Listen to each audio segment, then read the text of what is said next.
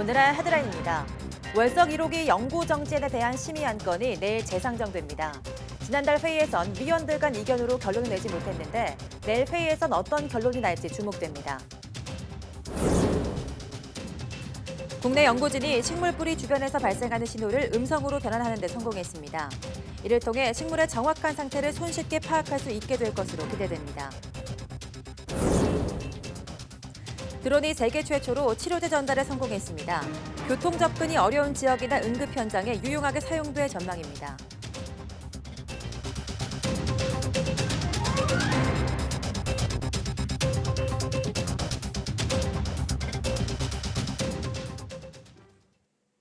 여러분 안녕하십니까? 12월 23일 사이언스 투데이입니다. 이 월성 1호기의 연구 정지안에 대한 심의 의결 안건이 내일 열리는 원자력 안전위원회 회의에 재상정됩니다. 원안위는 지난달 회의에서 월성 1호기의 연구 정지안을 안건으로 올렸지만 감사원이 한수원에 대한 감사를 진행 중인 상황에서 심의할 수 없다는 일부 위원들의 반대로 결론은 내지 못했습니다. 1983년 4월 상업 운전을 시작한 월성 1호기는 2022년까지 10년 연장 운전 승인을 받았으나 지난해 한수원은 경제성이 부족하다는 이유로 조기 폐쇄를 결정했습니다. 내년 자동차 제조사들의 저공해 자동차 의무 보급 비율이 17%로 잠정 결정됐습니다. 이는 올해보다 5%포인트 오른 것으로 2005년 제도 도입 후 상승폭이 가장 높습니다. 환경부에 따르면 최근 행정 예고된 2020년 연간 저공해 자동차 보급 목표 고시에서 정부는 내년 자동차 판매자의 저공해 자동차 보급 목표를 연평균 판매량의 17%로 정했습니다. 환경부는 그동안 수도권 대기 환경 개선에 관한 특별법에 따라 매년 자동차 판매자가 연간 수도권에서 보급해야 할 저공해 자동차의 비율을 고시했습니다. 내년부터는 이 고시의 근거가 대기 환경 보전법으로 이관되면서 적용 범위도 전국으로 확대됩니다. 생물 다양성의 보고라고 불리는 에콰도르령 갈라파고스 군도에서 현지 시간 22일 기름 유출 사고가 발생해 당국이 비상사태를 선포했습니다. AFP 통신은 디젤류를 2,000리터 넘게 실은 바지선이 갈라파고스의 주도인 산크리스토발 항구에서 침몰했다고 보도했습니다. 바지선에 컨테이너를 싣던 중 크레인이 넘어졌고 이로 인해 배가 균형을 잃고 가라앉으면서 기름이 유출됐다고 통신은 전했습니다. 라울 레데스마 환경장관은 기름 유출 사고 극복을 위한 비상대책을 지시했고 갈라파고스 국립공원과 에콰도르 해군, 경찰이 합동으로 긴급 대응에 들어갔습니다. 갈라파고스 국립공원 측은 군인들과 환경운동가들이 차단막을 세우고 흡착포로 방제 작업을 펼치고 있다고 말했습니다. 에콰도르 동쪽 해안에서 1,000km 떨어진 태평양에 있는 갈라파고스 군도는 유네스코 지정 세계 자연유산으로 진화론의 창시자 찰스 다윈이 1859년 이곳에서의 연구를 바탕으로 종의 기원에 썼습니다. 첫 시험 비행에서 정상 궤도에 진입하지 못해 국제우주정거장 도킹에 실패한 미국 보잉사의 유인 캡슐 CST-100 스타라이너가 귀환했습니다. 미국 언론들은 스타라이너가 현지 시각 20일 동이 트기 직전 6개 에어백과 3개 대형 낙하산에 의존해 뉴멕시코 사막의 낙하 목표 지점에 성공적으로 안착했다고 보도했습니다. 스타라이너는 지난 20일 아틀라스 V 로켓에 실려 플로리다주 케이프 커네버럴의 케네디 우주센터에서 발사됐지만 타이머 문제로 발사 이후 추진체가 계획대로 작동하지 못해 정상 궤도에 진입하는 데 실패했습니다. 미국 항공우주국은 2011년 우주왕복선 프로그램이 종료된 후 러시아에 비용을 지불하고 우주 비행사들을 우주정거장으로 수송해오다 미국 우주인을 스페이스X와 보잉 등 미국 기업이 만든 우주선에 태워 ISS에 실어나르는 유인 캡슐 발사 프로젝트를 진행하고 있습니다. 짐 브라이든스틴 나사 국장은 많은 것이 정상적으로 진행됐다면서 스타라이너 귀환 역시 완전히 목표 지점에 안착했다고 평가했습니다. 식물이 말을 할 수 있으면 어떨까요? 국내 연구진이 식물 뿌리 주변에서 나타나는 신호를 분석해서 식물 상태를 음성으로 변환하는 데 성공했습니다. 이혜리 기자입니다. I need water. I need sunlight. 물과 빛이 부족하다는 음성이 들립니다. 목소리의 주인공은 다름 아닌 식물입니다. 상태가 좋지 않은 식물에 곧바로 물을 주고 빛을 쪼여줍니다. 그러자 Thank you for water. I am fine. 마치 만화에서나 나올 법한 말하는 식물이 국내 기술로 재현됐습니다. 식물 뿌리 주변에 있는 미생물의 신호를 읽은 덕분입니다. 물과 빛이 충분해 식물의 광합성이 활발해지면 미생물도 활성화합니다.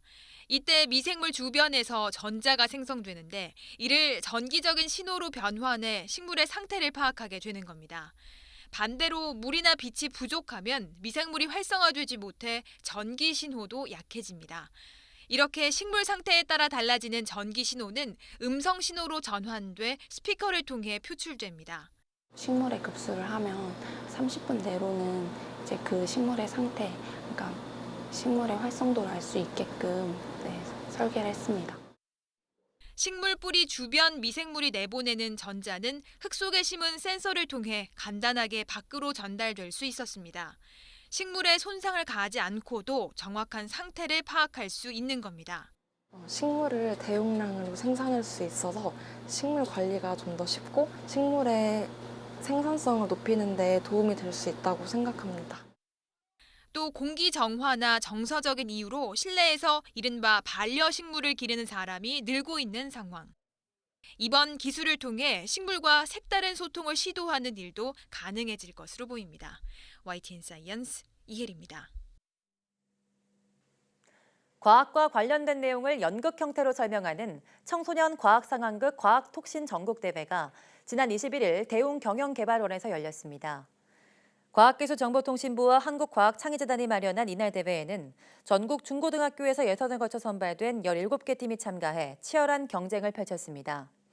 PPT 등 스크린을 사용하지 않고 일상생활 혹은 역사 속 과학과 관련된 내용을 소품이나 말로 설명하는 이번 대회에서 중등부에서는 부일 여종팀이 대상을 받았고 일신 여종팀이 최우수상, 우수상은 인천공항중학교팀이 차지했습니다.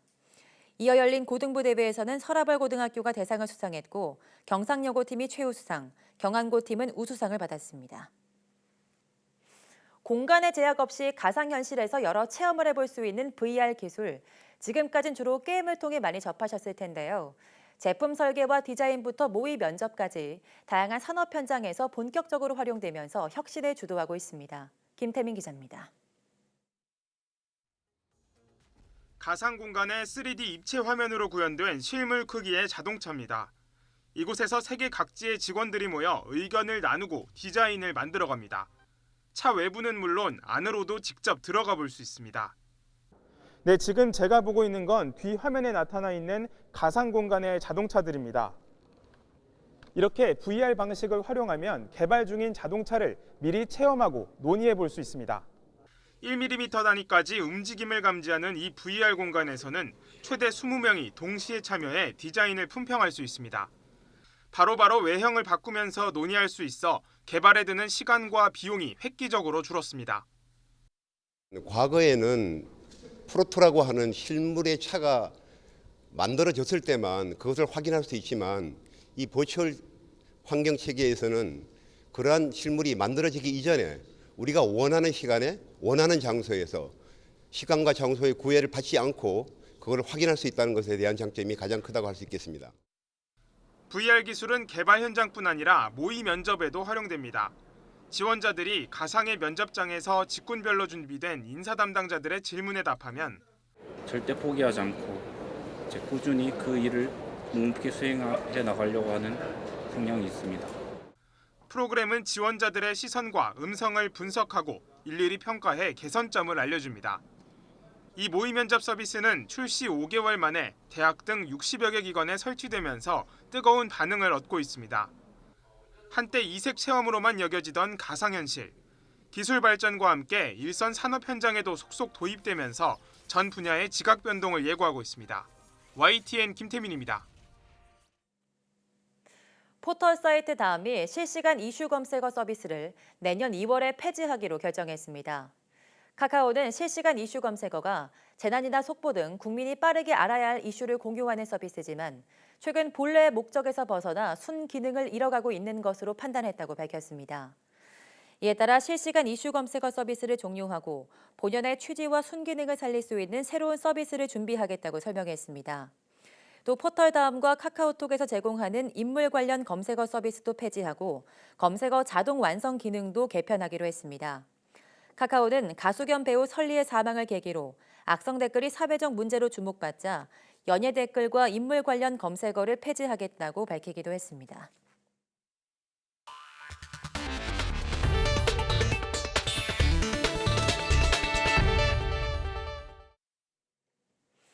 첨단 기술의 발전과 함께 드론의 활용 범위가 갈수록 넓어지고 있습니다. 드론으로 의약품을 실어 나르고 응급 환자를 이송하는 시대도 머지않아 현실로 다가올 것으로 보입니다. 조소연 기자가 보도합니다. 당뇨병 약제가 담긴 상자를 드론에 고정시킨 뒤 하늘 위로 띄웁니다. 아일랜드에서 시험 비행 중인 의료용 드론입니다. 20여 킬로미터 떨어진 외딴 섬에 당뇨병 환자들에게 치료제를 전달하는 세계 최초의 임무를 성공적으로 마쳤습니다. There are days due to fog when the plane cannot come in. In those cases, the drone is able to just step in and bring in the essential medicines that we need. 이 드론은 최대 6kg의 물품을 싣고 45km 거리 비행이 가능합니다. 접근이 어려운 취약 지역으로 의약품을 수송하고 1분 1초가 생사를 가르는 응급 현장에 구급차보다 신속하게 도착할 수 있을 것으로 기대됩니다. There's broken bits all over the place. This drone is capable of actually just coming in and landing once the area is a 5 meter by 5 meter area is cleared away. 하지만 이런 현장에 의료용 드론을 투입할 때에는 선결 조건이 있습니다. 우선 어려운 기상 여건에서 안정적인 조종력을 확보하려면 충분한 훈련이 필요합니다.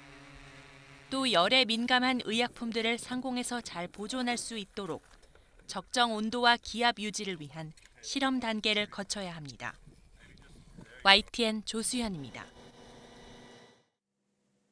디지털 시대를 맞아 각 분야에서 소비자를 위한 변화가 크지만 의료계는 공급자 중심의 시스템이 여전한 게 현실입니다. 특히 디지털 의료 정보를 적극적으로 공개해야 한다는 목소리가 높습니다. 김승재 기자입니다. 국내 병의원에서 검사와 치료를 받으면 환자 등 의료 소비자는 의료기록 사본 증명서를 사본으로 받을 수 있습니다. 하지만 디지털 의료 정보는 다릅니다.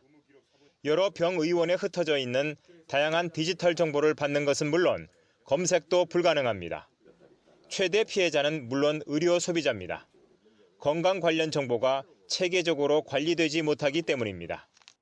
어떤 새로운 증상이 생겼거나 새로운 문제가 생겼을 때 과거의 검사 기록들을 다시 리뷰를 할 수 있는 거거든요. 근데 현재로서는 그런 것들이 다 불가능하죠. 특히 병원을 옮길 때 한심한 상황에 직면합니다. 병원 사이 디지털 의료 정보 공유가 되지 않아 다시 검사해야 합니다. 병원과 병원 간에 이런 의료 데이터가 공유가 돼야 되는데 그런 공유가 안 되다 보니까 이제 환자들 입장에서는 매번 동일한 검사를 다시 받고 또 다른 비용을 지불해야 되는 그런 어려움들이 있습니다.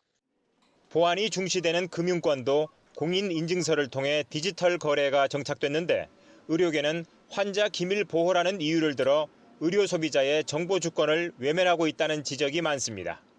미래 의료는 결국 뭐냐면 환자가 적극적으로 참여하는 의료거든요. 현재 이런 것들이 이제 막혀 있는 것이죠. 인공지능 AI가 의료 분야에서 능력을 보이면서 디지털 헬스케어가 화두인 오늘날 의료계가 디지털 의료 정보 교류에 적극적으로 나서야 한다는 목소리가 높습니다. YTN 김승재입니다. 건강보험의 보장성을 강화하는 이른바 문재인 케어가 시행되면서 의료비가 증가해 건강보험의 재정 위기에 대한 우려가 커지고 있습니다. 여기에다 저출산과 고령화로 인한 인구 변동까지 감안하면 불과 3년에서 5년 뒤엔 건강보험 재정이 바닥날 수 있다는 전망이 나오고 있습니다. 보도에 한영규 기자입니다. 올해는 전 국민을 대상으로 건강보험이 적용된 지 30년이 되는 해이지만 건강보험의 재정 안정성에 대한 우려가 커지고 있습니다. 건강보험의 보장성을 확대하기 위해 지난해 2조 4천억 원이 추가로 투입됐지만 보장률은 63.8%에 그치고 있습니다. 보장률을 70%로 높이기 위한 문재인 케어가 시행되는 데다 저출산과 고령화로 인한 인구 구조 변화를 반영하면 건강보험의 재정이 바닥나는 시기는 더 빨라질 것으로 보입니다. 2022년 내지 2023년 아무리 늦게 잡아도 2024년에는 마이너스 뭐 10조, 20조 수준으로 우리 재정, 건보 재정의 누적 수지가 적자가 날 수밖에 없다.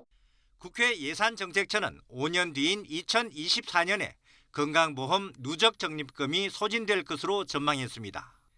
연대 장성인 교수가 인구 구조의 변화를 반영해 추계한 결과 불과 3년 뒤인 2022년에 누적 적립금이 소진되고 2028년에는 누적 적자가 234조까지 증가할 것으로 예측됐습니다. 건보 재정의 안정성에 빨간불이 켜진 만큼 적정 수준의 보험료율 인상과 안정적인 국고 지원 확보, 불필요한 지출 관리 등이 강화돼야 합니다. 특히 실손보험이 의료비 급등을 가져오는 원인이 되고 있는 만큼 사회보험인 건강보험과 민간보험인 실손보험 간의 보험료 부담을 조정하는 노력을 강화해야 할 것으로 보입니다. YTN 한윤규입니다.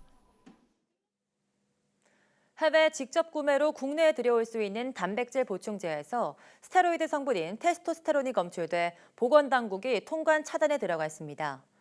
식품의약품안전처는 근육량을 늘리기 위한 목적으로 섭취하는 단백질 보충제 195개를 수거해 검사한 결과 국내 정식 유통 제품은 모두 적합했지만 해외 직구 제품 1개에서 스테로이드 성분인 테스토스테론이 검출돼 관세청에 통관 차단을 요청했다고 밝혔습니다. 해당 제품은 아마존 등에서 판매되는 슈프림 테스토스테론 부스터입니다. 테스토스테론은 소와 말, 돼지 등의 고환에서 추출하는 스테로이드계 남성 호르몬으로 식품에는 들어갈 수 없습니다. 식약처는 단백질 보충제를 구매할 때는 안전성 확인을 마친 국내 제조 또는 정식 수입 통관 제품을 선택하고 허위 과대 광고에 속지 말아야 한다고 당부했습니다. 네, 지난해 겨울 1명이 숨지고 수십 명이 다친 고양시 백성역 온수관 파열 사고 기억하실 겁니다. 이 사고 1년이 지났지만 노후관 대부분이 아직 그대로 남아있고 안전점검처럼 기본적인 절차마저 주먹구구식으로 이뤄지면서 비슷한 사고가 되풀이되고 있습니다. 김민성 기자입니다. 갑자기 솟구쳐 오른 뜨거운 물폭탄에 1명이 숨지고 50여 명이 다친 경기도 고양시 백성역 온수관 파열 사고. 무려 27년 전 땅속에 묻힌 온수관이 노후화와 부실 시공 탓에 터져버린 참사였습니다. 지난 15일에는 성남시 정자동의 한 고등학교 근처에서도 온수관이 터졌습니다. 다행히 인명피해는 없었으나 인근 지하보도 30m 구간이 뜨거운 물에 잠기고 학교와 도서관 등이 단수됐습니다. 한국지역난방공사는 다른 공사를 하다 온수관을 잘못 건드린 게 이번 사고의 원인이었다는 입장입니다. 하지만 평소 제대로 된 정기 점검을 했다면 이 같은 사고도 막을 수 있었다는 지적입니다. 안전 불감증이 문제라는 얘기입니다. 노후 수송관을 찾아내는 점검을 제대로 하지 않았다는 지적이지만 정부는 부실 검사라기보다는 지형 특성상 한계가 있다고 하소연합니다. 화상 점검이 제대로 안 됐다기보다는요. 이 부분이 보통 저희가 관을 묻는 깊이보다 상당히 깊게 매설되어 있었습니다. 옆에 이제 지하보도도 있고 하다 보니까 깊이 매설될수록 그런 적외선 카메라나 그런 걸로 쉽게 볼 수는 없기 때문에. 전문가들은 그러나 정부의 해명은 납득하기 어렵다고 지적합니다. 열수son 위에 토피가 2m50 정도이고 옆에 지하도가 있다라고 하는 것은 오히려 그런 그 열이 빠져나오는 것을 감지하기가 더 좋습니다. 관리자들이 저렇게 황당한 얘기를 가지고 변명을 한다고 하는 것은 굉장한 불안을 초래할 수밖에 없습니다. 정부는 1년 전 백성역 사고 직후 이상 징후가 보이는 시설들을 긴급 보수했습니다. 한국지역난방공사도 앞으로 4년 동안 2천억 원 넘는 돈을 들여 20년 이상 노후 온수관 70km를 교체할 계획을 세웠습니다. 하지만 전국적으로 20년 넘은 노후관은 1000km에 달합니다. 체계적인 노후관 관리가 중요하지만 오히려 온수관 수리나 인근 공사 내역 등의 이력을 축적한 데이터베이스조차도 없습니다. 1년 전 대형 사고가 터진 이후에도 도심 지하 온수폭탄은 여전히 시민들에게 불안감을 주고 있습니다. YTN 김민성입니다.